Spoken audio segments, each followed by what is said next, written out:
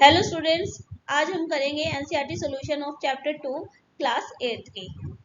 सबसे पहले आता है filling the blanks. Microorganism can be seen with the help of dash. Microorganism को देखने के लिए एक इंस्ट्रूमेंट की जरूरत होती है, क्योंकि हम इसको नेकेड आई से नहीं देख सकते, ये इतने छोटे होते हैं। और इनको देखने के लिए कौन से यंत्र की आवश्यकता होती है? माइक्रोस्कोप की नीड होती है। Blue green algae fix dash क्या फिक्स करता है? नाइट्रोजन फिक्स करता है। कहाँ से? एयर से लेके, एयर से तो लेता है वो नाइट्रोजन और सोइल में फिक्स कर देता है, ताकि सोइल की फर्टिलिटी इनहेंस हो जाए। Alcohol is produce with the help of dash. Alcohol किसकी हेल्प से प्रोड्यूस होता है? यीस्ट की हेल्प से। इसके अंदर यीस्ट सेल ग्रो करने लग जाते हैं। Cholera is cause by dash. जो कोलरा नाम का डिसीज है वो किससे फैलता है? बैक्टीरिया से फैलता है। नेक्स्ट आता है टिक द करेक्ट आंसर। टिक का लगाने इसके अंदर करेक्ट आंसर के। Yeast is use in the production of. अभी भी पढ़ा था कि यीस्ट की प्रोडक्शन में यूज होता है। शुगर की में? नहीं। अल्कोहल में? हाँ। हाइड्रोक्लोरिक एसिड में? नहीं। ऑक्सीजन में? नहीं। तो किस में होता है? अल्कोहल में। The following is an antibiotic. Antibiotic कौन सा है? क्या सोडियम बाइकार्बोनेट है? नहीं। क्या अल्कोहल है? नहीं। क्या यीस्ट है? नहीं।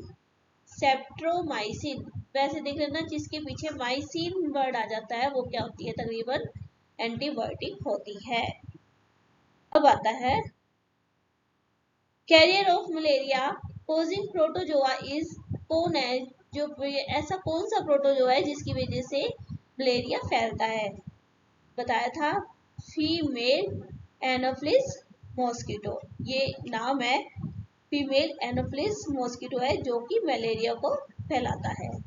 अब आता है the most common carrier of the communicable diseases. कौन से कैरियर्स है जो कम्युनिकेट, जो एक हेल्दी पर्सन से वीक पर्सन के अंदर चले जाते हैं, इनकी पर्सन टू पर्सन ट्रांसफर होते रहते हैं, जाते रहते हैं। तो कौन सा होगा ये? House fly. हाउस फ्लाई में क्या आ गया? मक्खी, मच्छर, सब चीज आ गई है। तो ये क्या होते हैं? कैरियर होते हैं जो कम्युनिकेबल डिजीजेस को यहाँ से वहां करते हैं।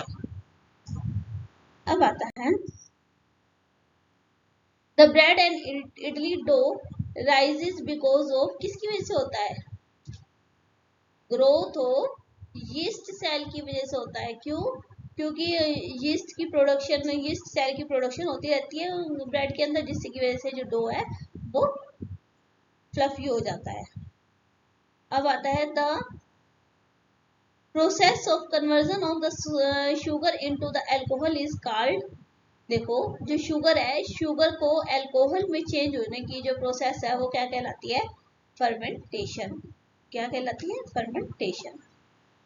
नेक्स्ट आता है, देखो मैच इट करने हैं ये।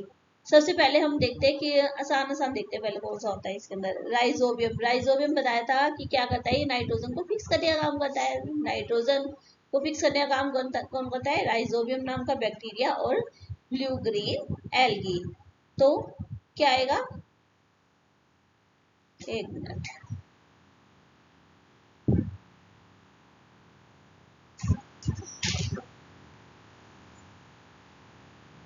ये आ गया ब्लू ग्रीन एल्गी। लैक्टोबैसिलस ये होता है, ये कर्ड में पाया जाता है, ठीक है। इसी से हमारी मिल्क से, मिल्क किस में कन्वर्ट होता है? कर्ड में कन्वर्ट होता है।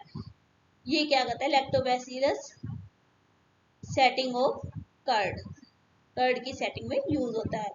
यीस्ट, यीस्ट किस लिए यूज होता था? यीस्ट ब्रेड वगैरह को बनाने के लिए यूज होता था ना, बेकिंग में। यीस्ट किस में यूज होता है? ब्रेड और बेकिंग ऑफ ब्रेड में। प्रोटोजोआ, अभी बताया था कि प्रोटोजोआ नाम एक एक टाइप का कौन सा प्रोटोजोआ है जो कि मलेरिया को फैलाता है? कौन सा था? फीमेल एनोफ्लिस मॉस्किटोस, जो क्या करता है? मलेरिया को फैलाता है। अब आता है वायरस। वायरस क्या है? एक प्रकार का वायरस है। वायरस तो वायरस ही है। ये किससे होता है? वायरस से क्या फैलता है? एड्स फैलता है, ठीक है। और ये बैक्टीरिया, बैक्टीरिया से भी पढ़ा था, बैक्टीरिया से कौन सा हुआ था, कोलरा, अभी ऊपर पढ़ के आए हैं, ठीक है। अब आता है नेक्स्ट, देखो bacteria is a microorganism that causes a disease is called cholera, एक प्रकार का माइक्रोऑर्गेनिज्म है जो कि बीमारी फैलाता है जिसका नाम है cholera. Rhizobium is a bacteria, एक ऐसा बैक्टीरिया है that is use in the fixation of atmospheric nitrogen into the soil, जो सोइल के अंदर एटमॉस्फेरिक जो नाइट्रोजन है उसको फिक्स करने के लिए यूजफुल होता है। Lactobacillus produce lactic acid, lactic acid को प्रोड्यूस करता है and converting sugar that coagulates and the partially digest the milk protein and give rise to curd, जो कि कर्ड बनाने में यूज किया जाता है। अब यीस्ट क्या है, यीस्ट इज अ सेल, ये the yeast cell are the microorganism that grow, respire and release carbon dioxide, जो कि कार्बन डाइऑक्साइड को रिलीज करता है, and which is responsible for raising and making bread, जो कि ब्रेड को फ्लफी बनाने के लिए रिस्पॉन्सिबल होता है। अब आता है a protozoa is a microorganism, वो माइक्रो ऑर्गेनिज्म है जो कि carrier by female anopheles mosquito which causes malaria. A virus named HIV cause AIDS, HIV नाम का एक वायरस है जिससे क्या होता है, एड्स होता है। अब आता है question number 4, can microorganism be seen with the naked eyes? If not, how can they be seen? क्या माइक्रोऑर्गेनिज्म को नेकेड आई से देख सकते हैं, अगर नहीं तो हम किसको कैसे देख सकते हैं, क्या बोल रहा है, the microorganism can not be seen with our naked eyes, मतलब नंगी आंखों से हम इसको नहीं देख सकते, because they are very small, जो इन साइज में बहुत ज्यादा छोटे होते हैं। Some of these such as fungi, fungi आएगा, आएगा ये, एक मिनट,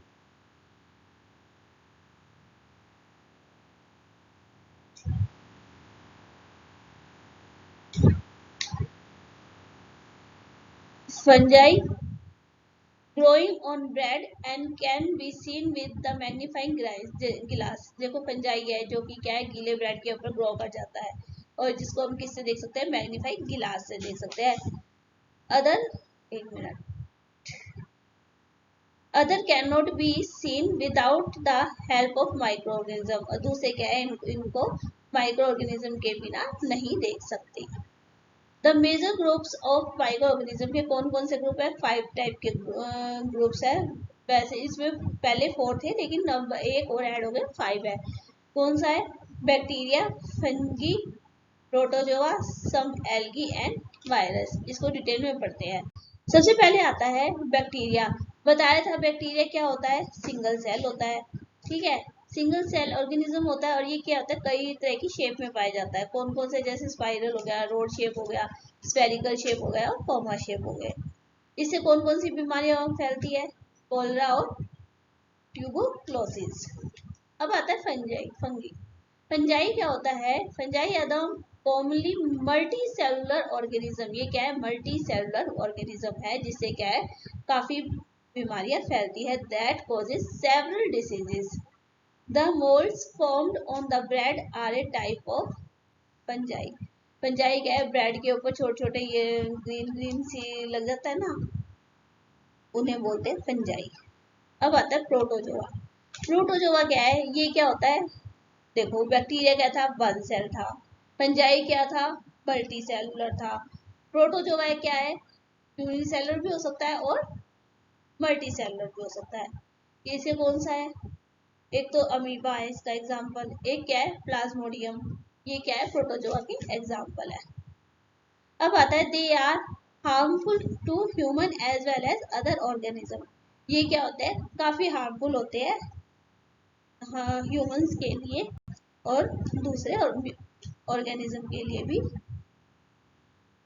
हार्मफुल होते हैं। अब आता है वायरस, वायरस क्या है, virus are diseases causing microorganism that can only divided inside the host organism and cell, यानी कि ये एक क्या है, ये ऐसा ऑर्गेनिज्म है को फैल डिसीज, जिससे क्या है डिसीज वगैरह फैलती है, और ये क्यों फैलती है, होस्ट ये सेल के अंदर फैलती है, ये होल सेल की बॉडी में फैलती है। इट कैन इफेक्ट प्लांट्स में भी इफेक्ट करता है, एनिमल्स में भी इफेक्ट डालता है, और ह्यूमंस पे भी इफेक्ट डालता है।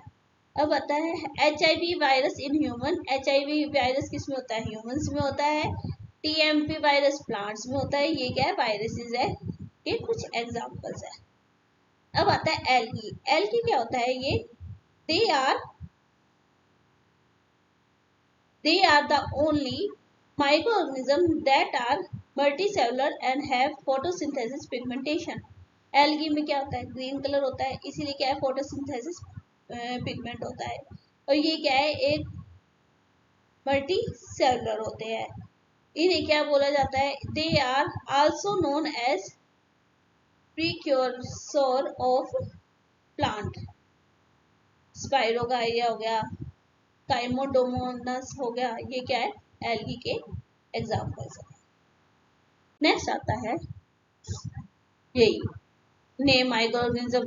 कौन से ऐसे माइक्रो ऑर्गेनिज्म है जो कि एटमॉस्फेरिक नाइट्रोजन को सोइल के अंदर फिक्स करते हैं, कौन कौन से है, राइजोबियम और green blue algae.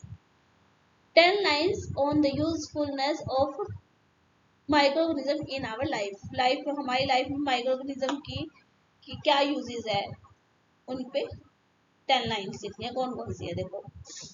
Bacteria like lactobacillus convert milk into the curd. जो लैक्टोबैसिलस नाम का जो बैक्टीरिया है, वो क्या करता है, मिल्क को कर्ड में कन्वर्ट करता है। जो bacteria are also involve in making cheese बनाने में भी यूज किया जाता है। Yeast is use in the commercial production of alcohol, wine and baking products को बनाने के लिए यीस्ट का यूज किया जाता है। Some specific microorganisms are helpful in manufacturing antibiotics यानी कि मेडिसिन वगैरह में भी माइक्रोऑर्गेनिज्म का यूज होता है, जैसे कि पेंसिलिनियम की। अब आता है microorganism act as a cleansing agent and decompose the waste as a manure.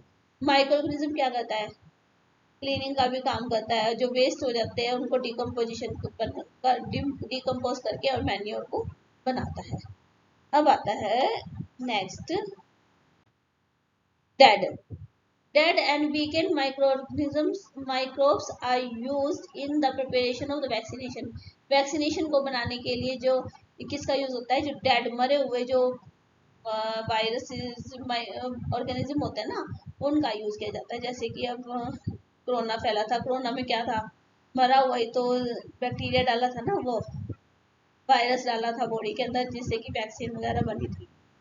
Some bacteria fix atmospheric nitrogen, हमारे नाइट्रोजन को भी फिक्स करता है, एटमॉस्फेरिक नाइट्रोजन को सॉइल के अंदर, और इनकी सॉइल इनफर्टिलिटी फर्टिलिटी यानी कि उनकी उत्पादकता को बढ़ाता है। Algae, yeast and fungi and bacteria may be caused as an ingredient and substitute of protein rich foods that are suitable for humans and animal consumption। यानी कि जो ये इंग्रेडिएंट्स है, ये क्या है, फूड प्रोटीन रिच फूड भी होते हैं, जो कि एनिमल्स और ह्यूमन इनको कंजम्पशन करते हैं, कंज्यूम करते हैं इनको। Some microorganism are taken as probiotic which are believed to provide health benefit when consumed. कुछ माइक्रो ऑर्गेनिज्म को ना किस लिए, हेल्थ बेनिफिट के लिए भी यूज किए जाते हैं, जो कि हेल्पफुल होते हैं हमारी हेल्थ के लिए। अब आता है हार्मफुल कौन से है माइक्रोऑर्गेनिज्म, देखो। They can cause disease in humans में बहुत सारी डिसीज को पैदा कर देते हैं, जैसे कि these diseases cause by bacteria से कौन कौन से होते हैं, ट्यूबरकुलोसिस, कोलरा और typhoid. They are the virus that can effect cattles में भी इफेक्ट डालते हैं कुछ वायरस, जिससे क्या होता है, उनके माउथ और फिट डिसीज हो जाती है। माउथ से क्या होता है, व्हाइट कलर के झाग आने शुरू हो जाते हैं, जिससे क्या पता चलता है कि इनके डिसीज है। माइक्रोऑर्गेनिज्म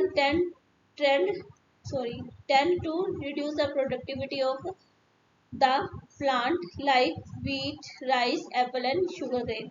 यानी कि जो ये हमारी क्रॉप्स होती है, इसमें अगर माइक्रो ऑर्गेनिज्म अटैक कर देते हैं तो ये क्या होते हैं, हमारी जो प्रोडक्शन है वो रिड्यूस हो जाती है। सब microorganism are present in our body, हमारी बॉडी के अंदर प्रेजेंट होते हैं, जो कि हमारी बॉडी के they can harm the body cell को हार्म करती है अगर ये इनकी प्रोडक्शन होती रहती है तो। They are the microbes that can spoil food, और फूड ये कुछ माइक्रोऑर्गेनिज्म क्या है, कुछ ऐसे माइक्रोऑर्गेनिज्म होते हैं जो कि हमारे फूड वगैरह को भी स्पॉइल कर देते हैं फूड। अब आता है व्हाट आर एंटीबायोटिक्स। एंटीबायोटिक्स क्या होते हैं और इसको लेते हुए क्या कौन कौन से प्रिकॉशन लेने चाहिए। एंटीबायोटिक्स आर ड्रग्स और मेडिसिन। एंटीबायोटिक्स क्या होते हैं, ड्रग्स, एक तरह का ड्रग्स या फिर मेडिसिन होती है, which are that are taken to kill diseases causing microorganism, जो कि जो डिसीजेस जिससे कि फैलते हैं ना, जो उनसे माइक्रो ऑर्गेनिज्म से उनको मारने का काम करते हैं। They are produce from microorganism, ये किससे प्रोड्यूस होते हैं, माइक्रो ऑर्गेनिज्म से प्रोड्यूस होते हैं। There are different type of antibiotics, कई तरह के एंटीबायोटिक्स है which that are use to protect against each type of microorganism, के खिलाफ यूज करने का काम होता है इसके अंदर। और ये क्या है, कई सारे जो बैक्टीरिया होते हैं, बैक्टीरिया डिसीज फैलाते हैं या फिर फंजाई से डिसीज फैलते हैं, उनको मारने का काम करता है। कुछ एंटीबायोटिक्स कौन कौन से है, जैसे कि पेंसिलिन हो गया, सेप्ट्रोमाइसिन हो गया, सोन, कई तरह के जो ये होते हैं ना, माइसिन, जो पीछे पीछे माइसिन आ जाता है ना, ये क्या एंटीबायोटिक्स होते हैं। कौन कौन से प्रिकॉशन लेने चाहिए इसके लिए, सबसे कहते हैं should be taken under the supervision of A qualified doctor, एक अच्छे डॉक्टर की देख रेख में एंटीबायोटिक्स को लेना चाहिए। The prescribed course of the antibiotic should be taken completely for good result. अच्छे रिजल्ट के लिए क्या है, जो हमें डॉक्टर ने कोर्स बता रखा है लेने के लिए एंटीबायोटिक्स का, वो हमें पूरा लेना चाहिए।